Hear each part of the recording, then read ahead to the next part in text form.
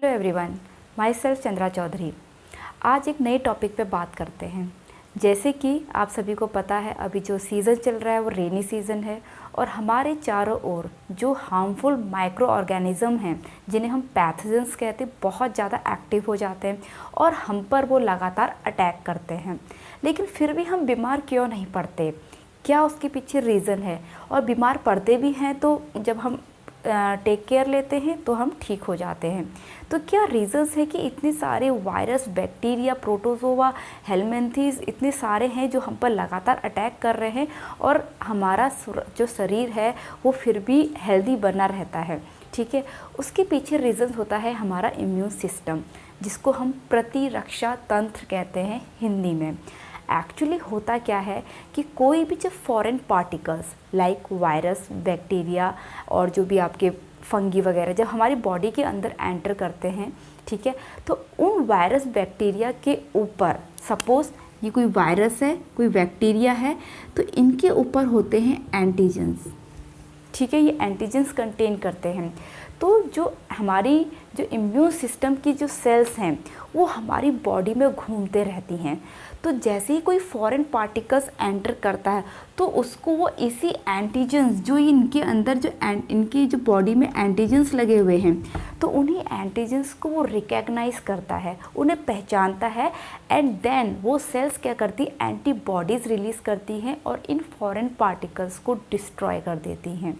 ठीक है, तो इस तरीके से पहचानती है कि हमारी बॉडी के अंदर क्या फॉरेन पार्टिकल एंटर हुआ है due to the presence of antigens. Clear? But क्या होगा जब जो हमारा इम्यून सिस्टम है इन एंटीजेंस को ना पहचान पाए? ठीक है, वो कंफ्यूज कर जाए, तो उस कंडीशन में क्या होता है कि हमारा इम्यून सिस्टम ही हमारी बॉडी की सेल्स को डिस्ट्रॉय करने लगता है, जिससे बहुत सारी डिजीज़ हो जाती हैं। इन सभी डिजीज़ को कहते हैं auto immune disease. I hope आज का जो टॉपिक है सभी को समझ में आ गया होगा किस बारे में बात करने जा रही हूँ। मीन्स जो हमारी प्रतिरक्षा तंत्र है, मीन्स इम्यून सिस्टम है, जो फॉरेन पार्टिकल्स, फॉरेन जो आपके ऑर्गेनिजम्स हैं उनसे हमारी जो रक्षा करता है, लेकिन कभी कभी यही सुरक्षा तंत्र हमारा दुश्मन बन जाता है। हमारी ही हेल्दी सेल्स को ये डिस्ट्रॉय करना स्टार्ट कर देता है, जिससे बहुत सारी बीमारियां होती हैं। तो इन जनरल अगर देखा जाए, what are auto immune diseases? So an autoimmune disease is a condition in which your immune system attack your body। Means auto immune disease एक ऐसी कंडीशन है जिसमें हमारा इम्यून सिस्टम हमारी ही बॉडी पर अटैक करता है, तो इसे हम ऑटो इम्यून डिजीज़ कहते हैं।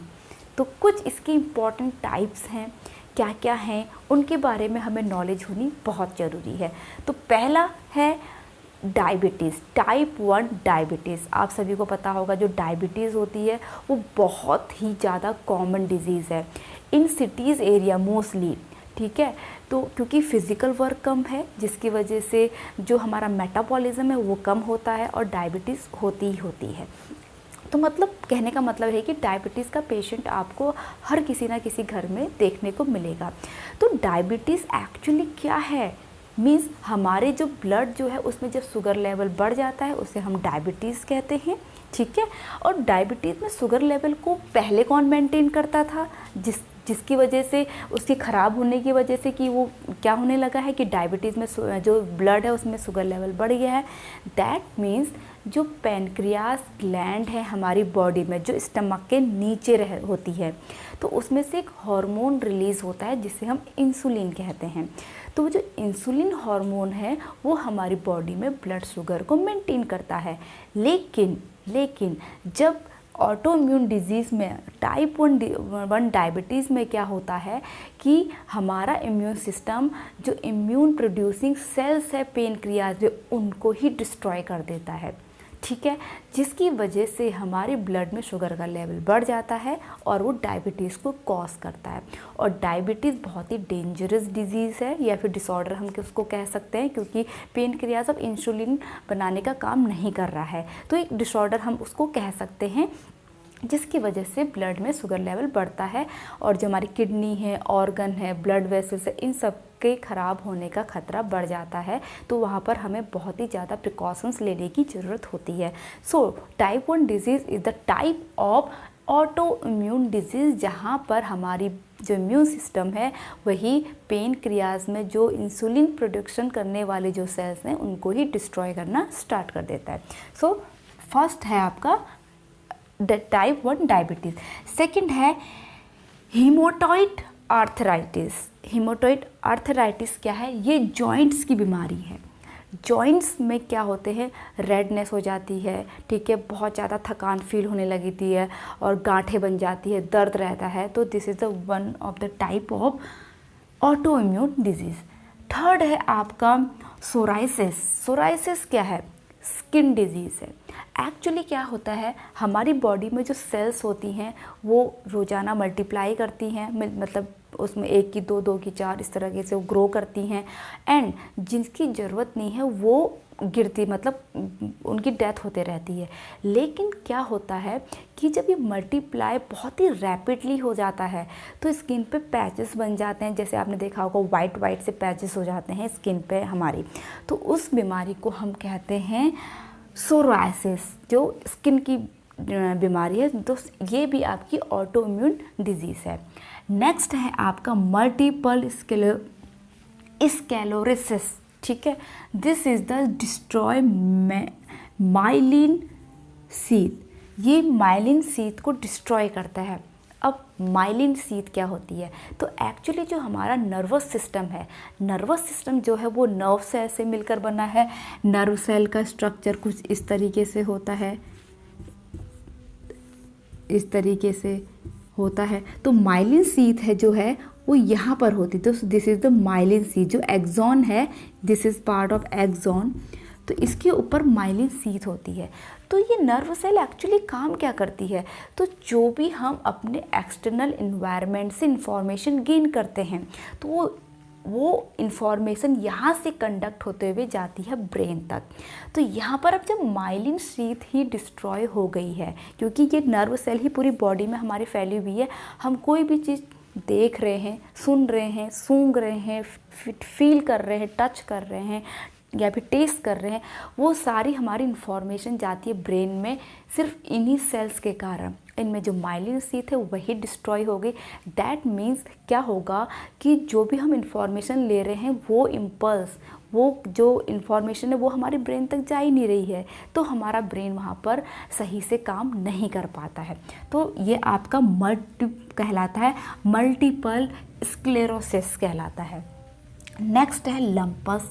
लंपस भी क्या है? स्किन डिजीज़ है, क्लियर। उसके बाद नेक्स्ट है inflammatory bowel disease. Inflammatory bowel disease, inflammation in the lining of intestinal wall. Intestinal wall में इन्फ्लेमेशन हो जाती है जहाँ पर अल्सर वगैरह का होने का खतरा बढ़ जाता है, ठीक है, छाले वगैरह वहाँ पर हो जाते हैं। नेक्स्ट है एडिसन्स डिजीज़। एडिसन्स डिजीज़ है जो एड्रिनल ग्लैंड के में जो हार्मोन्स है उसके एक्सेसिव सेक्रेशन से ये होती है, सिक्रेशन से होती है। अब एड्रिनल ग्लैंड कहाँ पर पाई जाती है? जो हमारी किडनी है उसके टॉप पार्ट पे। Suppose these are the kidney, ये किडनी है बीन से, तो यहाँ पर एड्रिनल ग्लैंड होती है, ठीक है, जिसमें से हार्मोन सीक्रेट होते हैं जो हमारी बॉडी में शुगर जैसे कार्बोहाइड्रेट वगैरह है उसको स्टोर करने का काम करते हैं।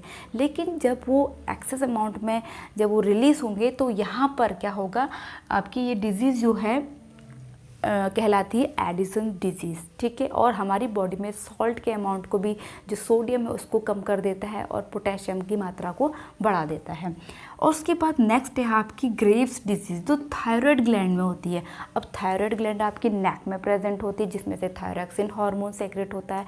जब ये थायरॉक्सिन हार्मोन एक्सेसिव अमाउंट में सेक्रेशन होगा तो हमारा मेटाबॉलिज्म गड़बड़ होता है, क्योंकि जो थायरॉक्सिन हार्मोन है हमारे मेटाबॉलिज्म को कंट्रोल करता है, तो वहाँ पर मेटाबॉलिज्म हमारा ख़राब हो जाता है।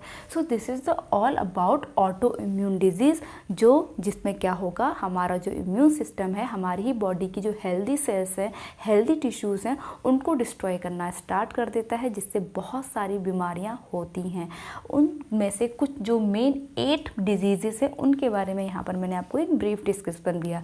तो आई होप आज का जो वीडियो है कुछ आपको नया जानने को मिला होगा। जो आज का हमारा संडे का जो ब्लॉग रहता है, दिस इज़ कॉल्ड कुछ ज्ञान की बातें, तो अच्छा लगा होगा। वीडियो अच्छा लगा होगा तो please hit the like, leave the comment, subscribe to my channel and press the bell icon. हम अपनी नेक्स्ट वीडियो में और भी अच्छे जो इन्फॉर्मेशन वाली वीडियोस है उनको लेकर आएंगे। तब तक के लिए stay tune, stay healthy, stay connected, bye bye.